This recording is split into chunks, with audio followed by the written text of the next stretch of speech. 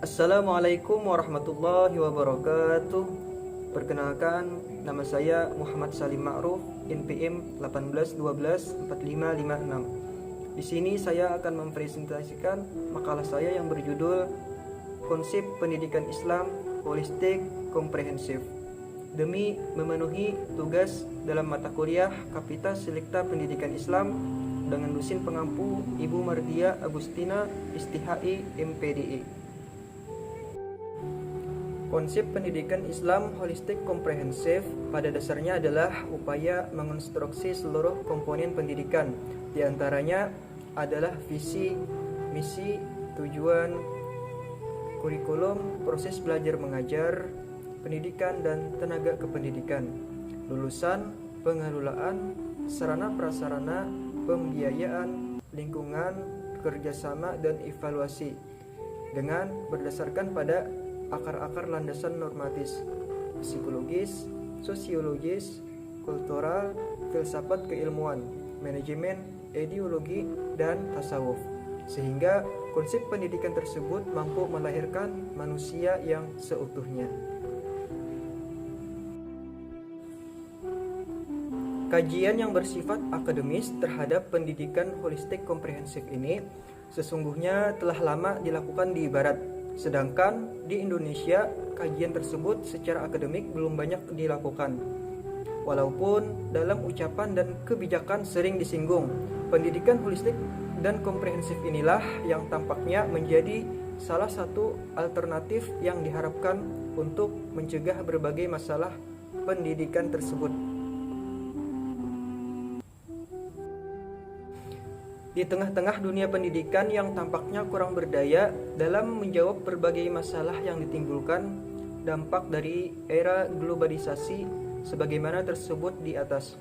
Kajian terhadap konsep pendidikan yang holistik dan komprehensif ini mulai dilakukan para ahli. Di antaranya masalah pendidikan tersebut, misalnya lulusan pendidikan yang hanya memiliki keunggulan dari segi intelektual dan keterampilan, namun kurang dari segi moral, spiritual, dan akhlak. Pendidikan yang cenderung menjadi komoditas yang diperdagangkan dan dikelola dengan pendekatan bisnis. Pendidikan yang selalu tertinggal dari perkembangan zaman. Pendidikan yang kurang link and match dengan kebutuhan masyarakat. Pendidikan yang cenderung membonsai atau mengkerdilkan peserta didik. Pendidikan yang sering membosankan, pendidikan yang belum mencerahkan, lingkungan pendidikan yang kurang kondusif, dan berbagai masalah lainnya.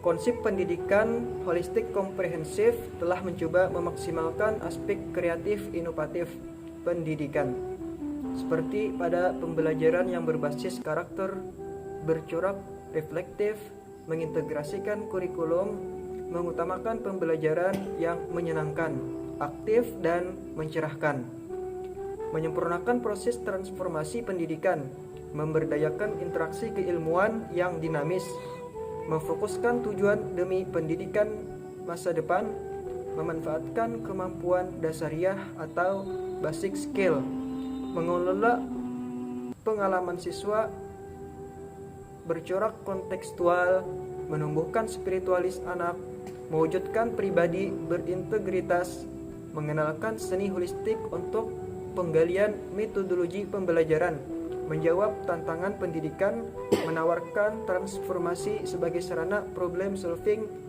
pembelajaran holistik. Dilihat dari segi sifatnya yang holistik, komprehensif, dan integralistik, agama dan filsafat tampaknya memiliki peran dan fungsi yang amat strategis dalam ikut serta membangun desain pendidikan holistik komprehensif.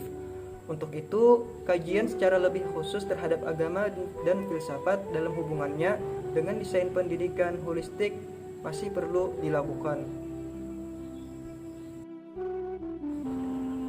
Telah kita sadari bahwa manusia terdiri atas 4 elemen, yakni intelektual, emosi, indrawi atau fisik, dan spiritual. Tiap-tiap elemen ini memiliki sisi-sisi yang harus dikembangkan.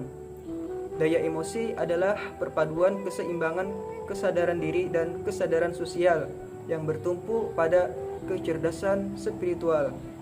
Puncak dari daya emosi adalah spiritualitas. Daya pikir adalah kemampuan optimum dari berpikir linear, asosiatif, dan integral. Puncak dari berpikir intelektual adalah berpikir integral atau holistik. Daya fisik atau kemampuan kematangan fisik dapat optimum jika memperhatikan asupan makanan yang bergizi, thayyib, dan halal. Puncak dari kebaikan perkembangan fisik adalah kehalalan. Jika keempat elemen ini menyatu dalam sebuah limas, maka akan diperoleh sebuah segitiga yang menyatukan ketinggian setiap elemen. Daya spiritual akan menyatu dengan daya pikir integral dan menyatu dengan daya fisik optimum. Sebagai ilustrasi, kondisi ini dapat dikatakan bahwa mata secara fisik dapat mengindrai yang serba nyata, dan dengan daya spiritualitas dapat merasakan yang tak terindrai. Telinga dapat mendengar secara fisik, dan dengan daya spiritualitas dapat merasakan yang tak terindrai. Jika demikian bangunan elemen manusia, maka pendidikan Islam haruslah memiliki kerangka yang mampu membangun tubuh dan jiwa manusia agar dapat tegak berdiri seperti di atas. Pada akhirnya, sebuah konsep pendidikan holistik yang mengembangkan keempat elemen ini seharusnya mampu meningkatkan kapasitas iman, ilmu, dan amal setiap manusia. Oleh karena itu, dalam konsep pendidikan holistik Islam, peran tauhid menjadi titik sentral sebagai penyatu dari semua elemen manusia. Islam lahir dengan revolusi tauhid yang menempatkan posisi Allah Subhanahu wa taala, manusia, alam, dan ad-din pada tempat yang jelas. Islam lahir dengan revolusi tauhid yang mengubah paradigma berpikir tentang yang nyata dan yang gaib, yang lahir dari yang satu, yaitu Allah Subhanahu wa taala. Oleh karena itu, spiritual merupakan puncak proses pendidikan individu. Mungkin ini saja yang dapat saya sampaikan. Salah khilaf mohon maaf. Wabillahi taufiq wal hidayah. Wassalamualaikum warahmatullahi wabarakatuh.